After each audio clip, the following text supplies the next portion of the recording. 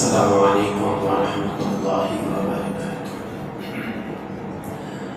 الحمد للہ رب العالمین والعاقبۃ للمتقین والصلاة والسلام علی سید الانبیاء والمرسلین وعلی آلہ واصحابہ اجمعین، اما بعد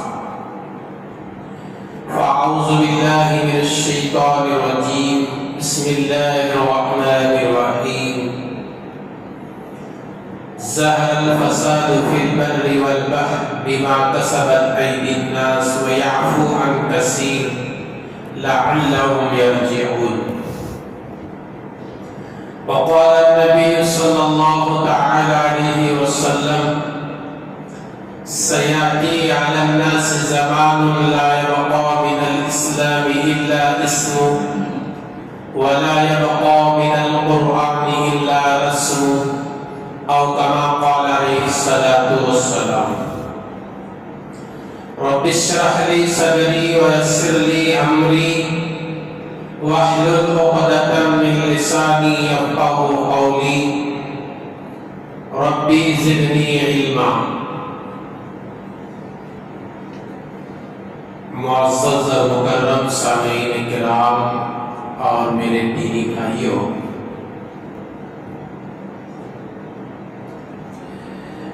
رمضان المبارک کا جو مہینہ تھا، جو کہ بڑی عظمتوں والا مہینہ تھا، سارے عالم اسلام نے اسے الوداع کہہ کر رخصت کر دیا۔ جیسے ہی رمضان رخصت ہو جاتا ہے، ہماری عبادتوں میں کمی آ جاتی ہے، ہمارے مسجدیں ویران دکھائی دیتی ہیں، ہمیں قرآن کی تلاوت کی فکر نہیں رہتی۔ حالانکہ اگر مسلمان جس طرح رمضان میں مسجدوں کو آباد کرتا ہے، جس طرح قرآن کی تلاوت رمضان میں کرتا ہے، جس طرح رمضان میں ہر عبادت شوق اور ذوق سے کرتا ہے، پورا سال پوری زندگی اگر ایسا مسلمان کرتا ہے تو ہمارا دعویٰ نہیں بلکہ قرآن کا دعویٰ ہے، کوئی بھی قوم مسلمان قوم کو ذلیل نہیں کر سکتی۔ آج مسلمانوں پر طرح طرح کے ظلم ہوتے ہیں۔ ابھی قریب میں ہمارے ہندوستان میں وقف ترمیمی بل نے، ظالم حکومت نے اسے پاس کر دیا۔ یہ بھی ایمان والوں کے لیے بہت بڑا ظلم ہے۔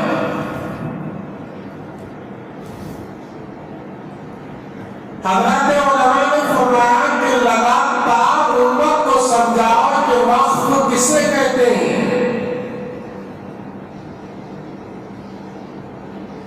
وقف جو ہے وہ ابھی شروع ہونے والا مسئلہ نہیں، وہ ابھی شروع نہیں ہوا۔ وقف کا قانون جو ہے وہ نبی کے زمانے سے جاری ہے، قرآن میں اس کا تذکرہ ہے، حدیث میں اس کے واقعات ملتے ہیں۔ آج جو قوم ہمارے اوپر حکومت کر رہی ہے،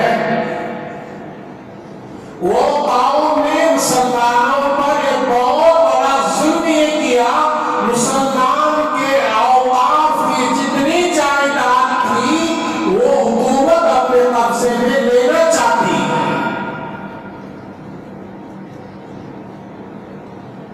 اسی لیے بڑے بڑے علماء ہندوستان کے بتا رہے ہیں کہ آج کل جہاں بھی مسلمان مسجد بناتا ہو، مدرسہ بناتا ہو، قبرستان بناتا ہو، اس کے کاغذات بالکل پکے رہنا چاہیے۔ اور مسلمان کو معلوم ہونا چاہیے کہ وقف جو ہے وہ اسلام کا ایک حصہ ہے، اس میں غیر شامل نہیں ہو سکتا۔ وقف کے نازک مسائل ہیں، مثال کے طور پر اس مسجد کی جگہ کو کسی نے وقف کر دیا، یہ جگہ میں مسجد ہی کے لیے وقف کر رہا ہوں اور قیامت تک یہ مسجد ہی رہے گی۔ دینے والے نے وقف کر دیا، زمین دے دیا یا مسجد بنا دی، وہ قیامت تک مسجد رہے گی۔ اسے ہٹا کر اسکول بنانا ہو یا کوئی بھی چیز بنانا ہو شریعت میں جائز نہیں۔ وقف کا بڑا مسئلہ ہے۔ مثال کے طور پر کسی نے آیا اور مسجد کے لیے فین کا انتظام کر دیا، ایک اے سی کا انتظام کر دیا اور کہہ دیا کہ مسجد کے لیے میں وقف کر رہا ہوں، جب تک وہ چیز رہے گی وہ مسجد ہی کی رہے گی۔ وہ مسجد سے ہٹا کر امام کے کمرے کو استعمال نہیں کر سکتے، وہ مسجد سے لے جا کر مسجد کے ذمہ داروں کے گھر استعمال نہیں کر سکتے۔ کیوں؟ اس نے جو دیا ہے اس نے مسجد کے لیے وقف کر دیا، وہ قیامت تک مسجد کے لیے ہوگا۔ یہاں تک علماء کہتے ہیں کسی نے فیان دے دیا، 10 سال کے بعد وہ فیان خراب ہو گیا اور اسے گجری میں ڈال کر جتنے پیسے آتے ہیں وہ بھی مسجد کے اندر شمار ہوں گی، اسے دوسرے جگہوں میں نہیں لگائیں گے۔ اگر لگاتے ہیں تو ذمہ دار لوگ گنہگار ہوتے۔ اس لیے آج جو ہندوستان میں ظالم حکمران ہمارے سروں پر حکومت کر رہے ہیں، وہ ہمارے مسجدوں کو، مدارس کو، قبرستان کو اپنے ہاتھ میں لینا چاہتے ہیں۔ مسلمانوں کو سمجھنے کی ضرورت ہے وقف کسے کہتے ہیں۔ جب مسلمانوں نے وقف کا استعمال غلط انداز سے کیا تو ظالم حکومت کو اللہ نے ہمارے سروں پر مسلط کر دیا۔ خود قرآن کہتا ہے، سورہ روم آیت نمبر 40 پر 9 میں اللہ تبارک و تعالی کہتے ہیں، ظاہر الفساد فی البر والبحر بما کسبت ایدی الناس۔ روئے زمین میں جتنا بھی بگاڑ آتا ہے وہ انسان کے اعمال کی وجہ سے آتا ہے۔ ہمارے اعمال غلط ہیں تو دنیا میں نازل ہونے والے احکامات غلط نازل ہوں گے۔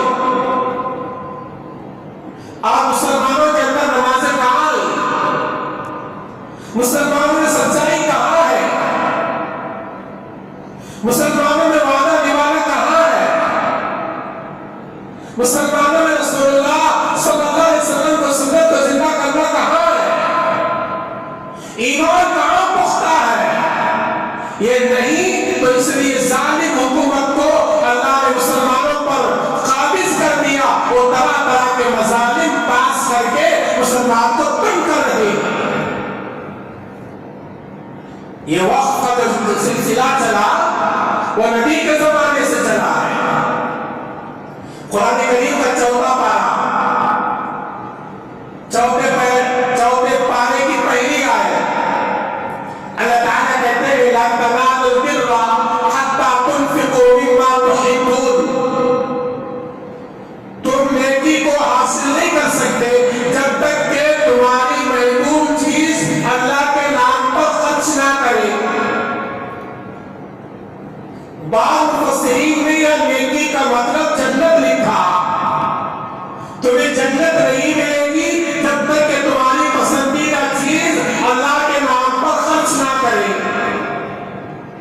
صحیح بخاری کے اندر، مسلم کے اندر روایت ہے، جب یہ قرآن مجید کی آیت نازل ہوئی، حضرت ابو طلحہ انصاری رضی اللہ تعالی عنہ نبی کے خدمت میں حاضر ہوئی۔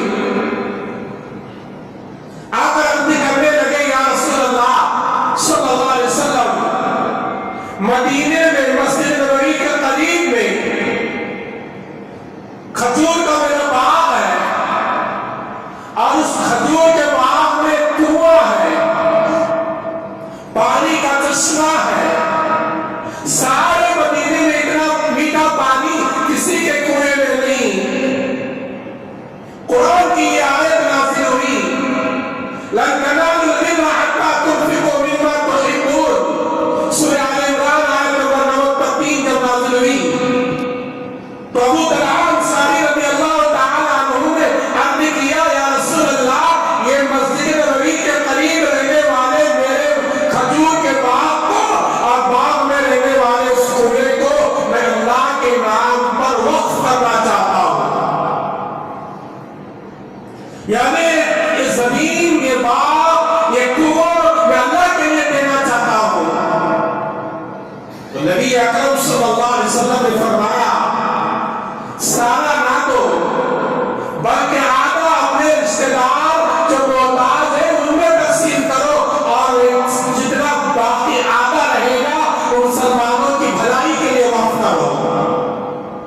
تو نبی اکرم صلی اللہ علیہ وسلم کے زمانے میں ابو طلحہ انصاری رضی اللہ تعالیٰ عنہ نے مسجد نبوی کے قریب میں رہنے والے اپنے کھجور کے باغ کو اللہ کے نبی کے خدمت میں آ کر وقف کر دیا تھا۔ نبی کی جتنی زندگی ہے، نبی صلی اللہ علیہ وسلم جب تک زندہ تھے اسی باغ سے کھجوروں کو استعمال کر کے غریبوں میں تقسیم کرتے تھے، محتاجوں کو دیتے تھے۔ اس لیے وقت جو آدمی جو زمین یا جو جائیداد کرتا ہے وہ اللہ کے لیے ہوتی ہے، اور کسی کو اس کے اندر شریک نہیں کر سکتے۔ جب عثمان غنی رضی اللہ تعالیٰ عنہ کے دور میں مسجد کی وسیع کرنا پڑا تو اس باغ کو نکال کر اس کے اندر مسجد نبوی کو بنا دیا گیا۔ تو یہ وقت جو ہے وہ نبی کے زمانے سے ہے۔ جو چیز وقف ہو جاتی ہے وہ ہمیشہ کے لیے وقف ہے اللہ کے لیے، اسے دوسرا استعمال نہیں کر سکتا۔ مثال کے طور پر کسی نے قبرستان کے لیے جگہ دے دیا، یہ جگہ میں مسلمانوں کے قبرستان کے لیے دے رہا ہوں، وہ قیامت تک وہ جگہ مسلمان کے قبرستان کے لیے ہوگی، اور دوسری چیز نہیں بنائی جائے گی۔ آج جو ظالم حکومت مسلمانوں کے خلاف وقف بورڈ کی جو بل پاس کر چکی ہے، یہ مسلمان کو تنگ کرنے کے لیے، پریشان کرنے کے لیے، ایسے حال میں مسلمان کو کیا کرنا چاہیے؟ میں قرآن سے بتاتا ہوں، سنو کیا کرنا چاہیے۔ ہمارا ایمان پختہ کر لینا چاہیے۔ ہمارے پاس وہ حکومت نہیں وہ اس سے مقابلہ کر سکے، لیکن ہمارے پاس ایک دولت اللہ نے ایمان والوں کو دیا، وہ ایمان کی دولت ہے۔ تمہارے ایمان پختہ کر لو، اللہ سے ڈرنا شروع کر دو، اللہ کی خشیت پیدا کر لو، اللہ سے مانگو، اللہ تعالیٰ اس حکومت کو نیست و نابود کریں گے، اور اس قانون کو اللہ تعالیٰ چاہے تو ایک لمحے میں تبدیل کر دے گی۔ اللہ کے لیے کوئی بڑی بات نہیں۔ قرآن مجید سورہ یاسین پڑھو، قرآن مجید سورہ یاسین آیت نمبر 82 میں اللہ تعالیٰ کہتا ہے، اذا اراد شیئا ان یقول له کن فیکون۔ جب اللہ تعالیٰ کسی چیز کا ارادہ کرتے ہیں، اللہ کہتے ہیں کہ ہو جا، وہ چیز ہو جاتی ہے۔ ایک قانون کو تبدیل کرنا اللہ کے لیے کوئی بڑی بات نہیں، ایک قانون میں رد و بدل لانا اللہ کے لیے کوئی بڑی بات نہیں، لیکن شرط یہ مسلمان صحیح مسلمان بننا چاہیے، صرف رمضانی مسلمان نہیں۔ ہمارے مسجدیں رمضان میں آباد ہوتے ہیں، ہمارے قرآن رمضان میں کھولے جاتے ہیں، ہمارے گھروں میں رمضان میں عبادت ہوتی ہے۔ رمضان ختم ہوا، ہمارے مسجدیں بھی نہ، ہمارے قرآن بند ہو گئے، ہمارے بچوں کی دینی تعلیم نہیں، تو اللہ کی مدد کیسے آئے گی؟ دنیا میں اس سے بڑے بڑے ظالم حکمران گزرے ہیں، لیکن ایمان والے کا کچھ بگاڑ نہیں سکے۔ موسیٰ علیہ السلام کے دور کو یاد کرو، فرعون بڑا ظالم بنا ہوا ہے، موسیٰ کو مارنے کی دھمکی دے رہا ہے، لیکن بگاڑ نہیں سکا۔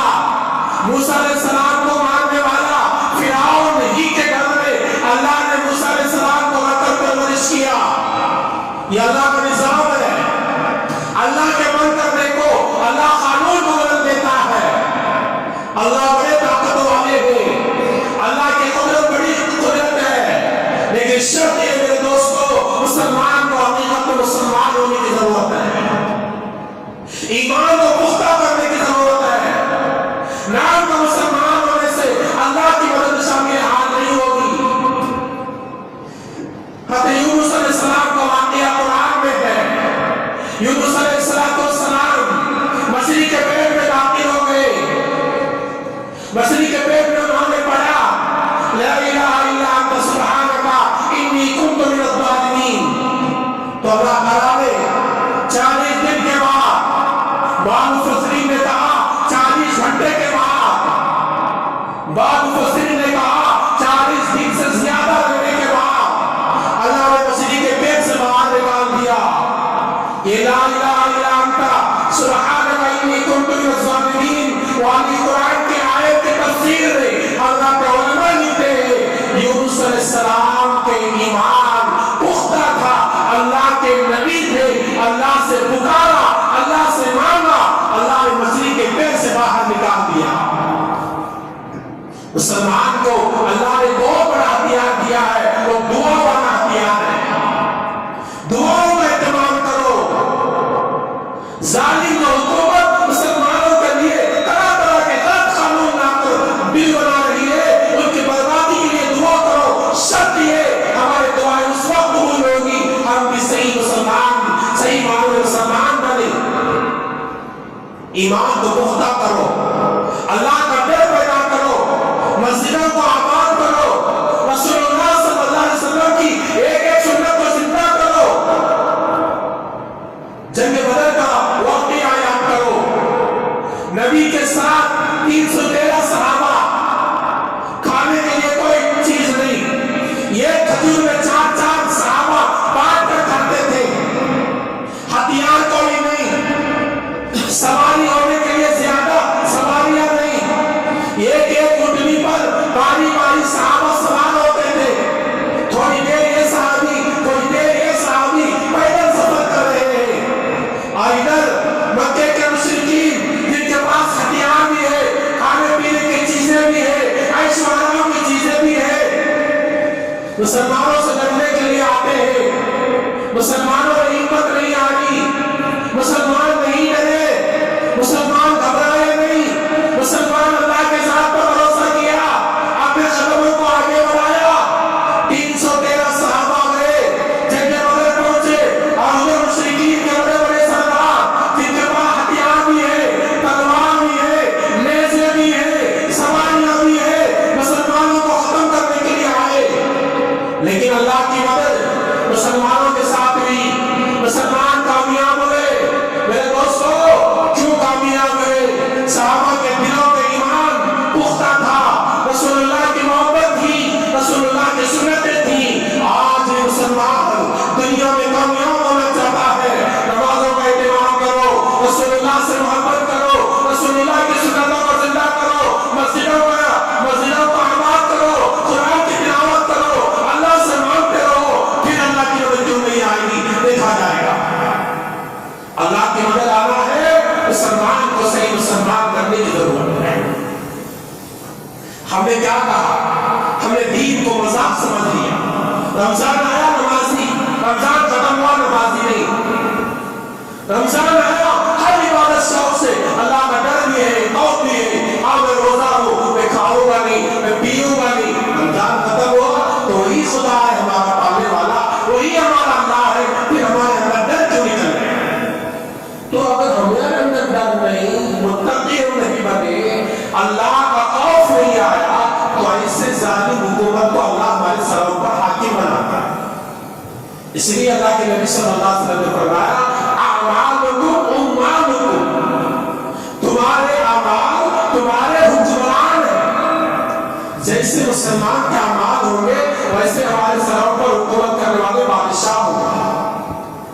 پوری ہندوستان کی تاریخ میں ایسی زبردست دل جو مسلمانوں کے خلاف کام کر رہی ہے آج تک پاس نہیں کی گئی. یہ کیوں کیا جاتا ہے؟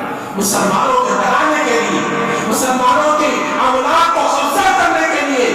آج مسلمان ایک بن کر اس کے خلاف آواز لگانا ہے، اور ساتھ ساتھ اللہ سے دعاؤں کا اہتمام بھی کرنا ہے.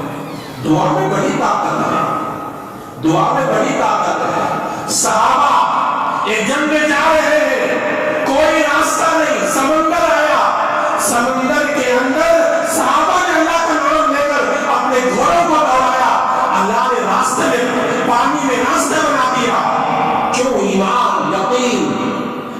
آج بھی مسلمان کو ایمان اور یقین کی ضرورت ہے، اس چیز کی ضرورت ہے، اس کا اہتمام کر لینا۔ یہ ترمیمی جو حکومت نے وقف کے بل پاس کیا ہے، اسے معمولی نہ سمجھو۔